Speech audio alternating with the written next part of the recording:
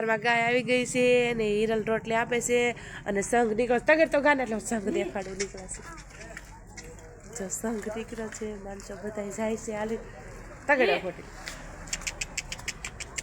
જો માણસો બધા હાલી હાલી જાય માર છે મેં કને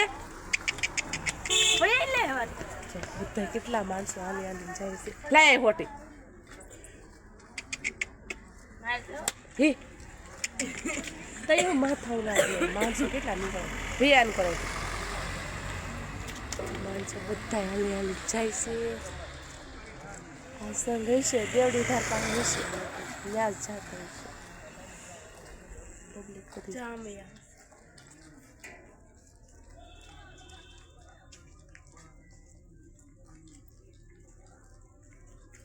પબ્લિક હાલે જ જાય છે કેવી ટાઈટ છે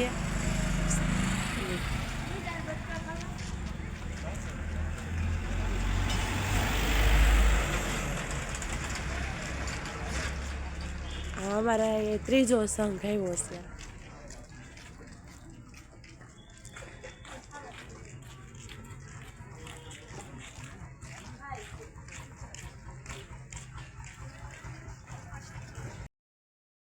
કેવા દોડી દોડીને જાય છે હાથી પણ આયલો આવે છે બહુ ચેટો છે આગળ બતાવું તમને જો હાથી આયલો આવે છે જો આ ભાગો છે આગળ નજીક આવે પછી તમને બતાવું જો હજી ચેટો છે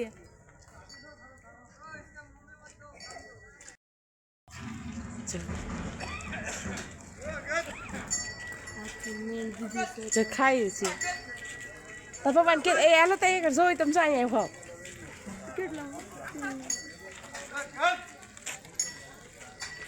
બીક લાગે આ થીડી છે આ થીડી નો આવે છે ભૂત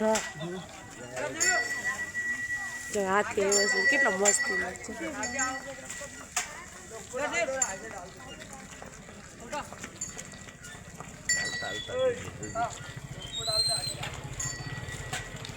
અટાણમાં નીકળો ક્યાં તો નકર તો મોડાથી નીકળો હાથી બહુ હાલે છે કેટલો હાલે જો તો કાંઈ કાંઈ છે આ ટાઈટનો કીટ માથે બધું ઓટાડેલું છે કા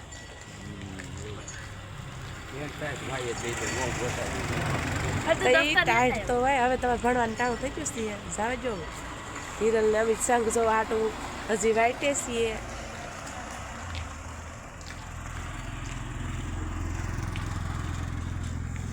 જય માતાજી હિરલ બેન જય માતાજી બસ આવી ગઈ છે કાશ મોડું થઈ ગયું તમારે સંઘ જોવાના આટું હિરલ બેન બે ભણવા જાય છે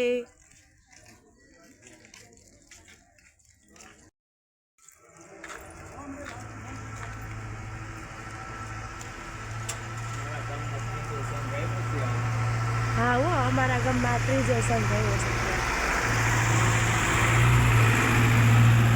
સંઘવાળાનું જ બધું વાળા નીકળેલી આ સંઘવાળાનું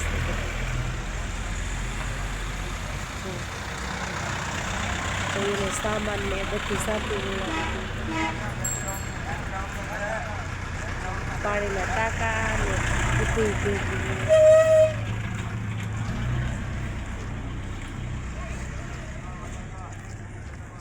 આજે હાલી શકતા ન હોય એને આવી રીતના જાત્રા પૂરી કરાવે બળદ ગાડાને વાયલો આવે છે ત્યાં સુધી બન્યા રહેજો બળદ ગાડું પણ હાઈલા આવે છે જો કેટલા છે હજી એકથી પાછા હાઈલો આવે છે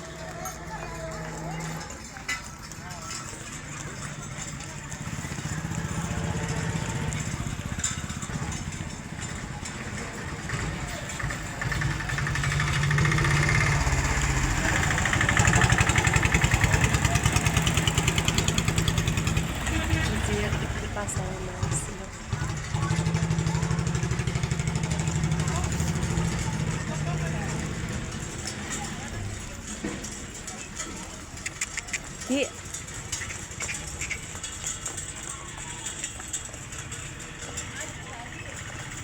જે આ બધું સંઘવાળાનું છે.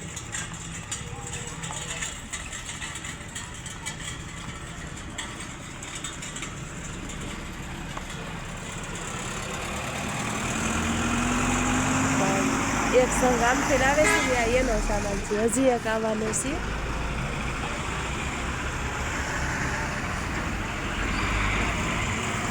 સંઘવાળા હોય એટલે રસ્તામાં વાહનની ભીડ પણ એટલી હોય એટલે ટ્રાફિક પણ વધારે થાય.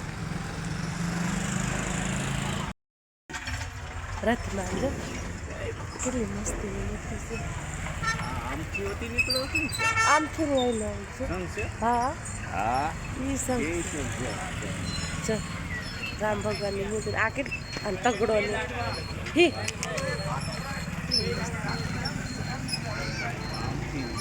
આમથી હોતો ને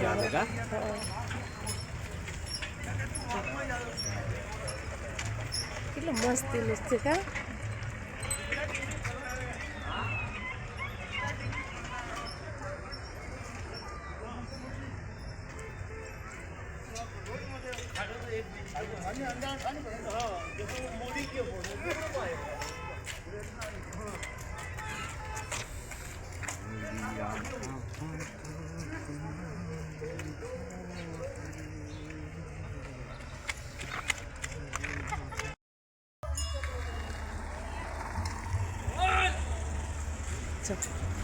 આ બીજો હાથી નીકળ્યો જો બીજો આ બીજો સંઘ આમથી આવે છે અને આ બીજો સંઘ છે એનો આ હાથી છે જો.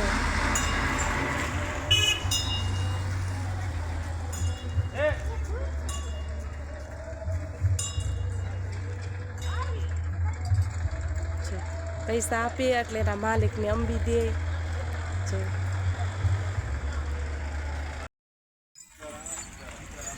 બીજા સંઘવાળા બીજો સંઘ નીકળ્યો છે ને આ ઈ છે એ આમ જાય છે વિસાદર જુનાગઢથી સારો.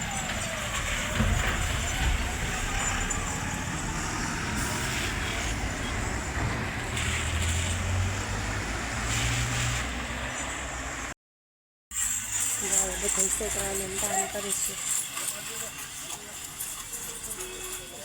કપડાં આપીએ છે એવું બધું આપે.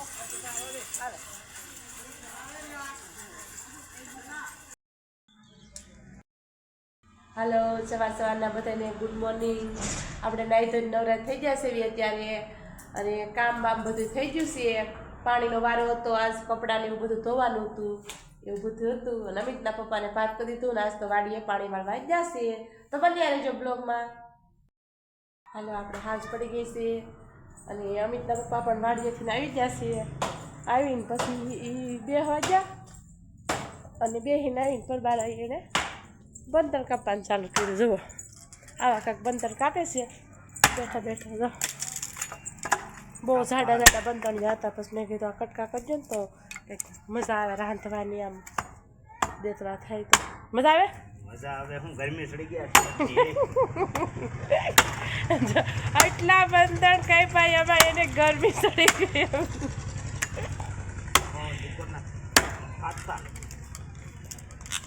નથી કપાતા ને. આપણે કર્યું છે રાંધવાની તૈયારીઓ. આપણે મૂક્યા જો કારેલા બાફા, કટકી કરીને કારેલા બાફા મૂક્યા છીએ અને લોટ બાંધવા બેસતી હતી. તમે કીધું બ્લોગ ઉતારી લઉં પછી અંધારું થઈ જાય. અને હિરલ ને અમિત ને એ જાતે સંઘ જોવા જશે અને એ પણ સંઘમાં ઉતારી રહેશે. એ તમને આ બ્લોગમાં જોવા મળશે. અમારે તો આ થઈને 4થો સંઘ નીકળ્યો છે અને બધું અમારે જવું તો હતું જોવા પણ કેમ કે મારા જેઠ પાસા છે એટલે અમારે કાંઈ જવાય નહીં. છોકરાઓ જાય એનો વાંધો નહીં કાંઈ આપણે થોડું જવાય. નગર આ ખેરે તો અહીંયા અમારે ભાઈ ઢુકડો હાવ આવ્યો કા 1 કિલોમીટર નથી છે. આ ગામની પડખે જ છે એવું બધું છે. તો બન્યા રહેજો બ્લોગમાં. હિરલને અમિત જો જશે અને મોબાઈલમાં થોડુંક ઉતારીને આવશે તો તમને હું આમાં વિડીયો નાખે તો તમે બધા જોઈ લેજો. વાળુની તૈયારીઓ આપણે થઈ ગઈ છે. આવું સરસ મજાનું કારેલાનું શાક છે, લોટ વાળું કટકી કરી અને સાય છે, રોટલી છે, તાજા આવા કાંક મૂળા છે. જુઓ તો હાલો બધાય વાળો કરવા. આજનો દિવસ કાંક આપણે આવો રહ્યો. અમારો વિડીયો જોવો તો સારો લાગે તો લાઈક કરજો, શેર કરજો, સબસ્ક્રાઈબ કરવાનું ભૂલતા નહીં. તો બાય બાય.